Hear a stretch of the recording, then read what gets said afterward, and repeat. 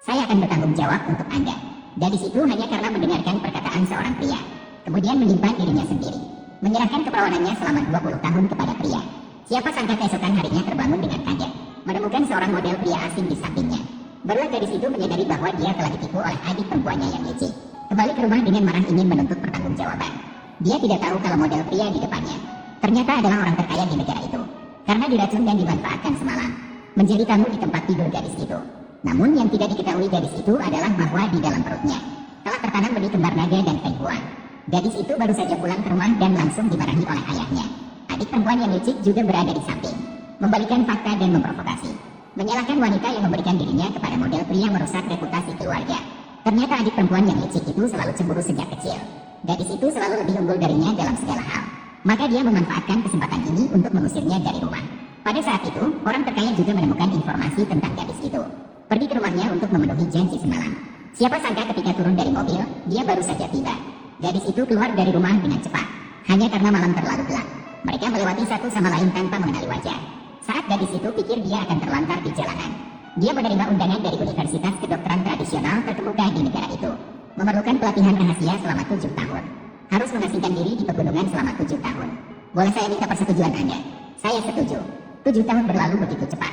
Wanita itu meraih gelar dokter senior. Hari itu dia pergi menghadiri konferensi medis. 2 anak berusia 6 tahun sedang menonton TV di rumah, mengeluh bahwa ibu memiliki waktu untuk menghadiri pesta.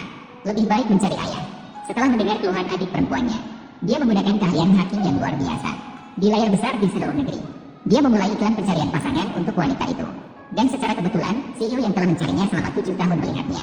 Maka dia langsung muncul di pesta, pergi untuk melamar suami wanita.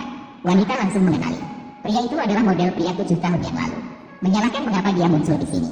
Saat itu, 2 anak kecil juga tiba di pesta, melihat CEO dan langsung memanggil ayah.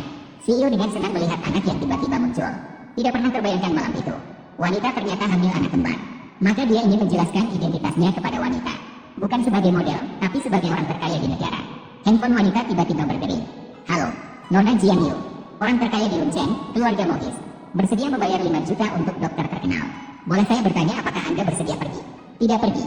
Saya benci orang kaya. Selamat tinggal. Dia benar-benar anti orang kaya. Tidak boleh biarkan dia tahu. Saya orang terkaya Mo Cheng Zhou. Apa yang baru saja Anda katakan? Kamu dipanggil Mo. Saya menelepon kami.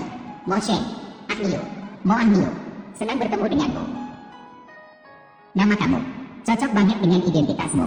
Bebek ini terlihat lumayan. Tidak bisa melupakan masa kecil. Tidak punya ayah bukanlah solusi.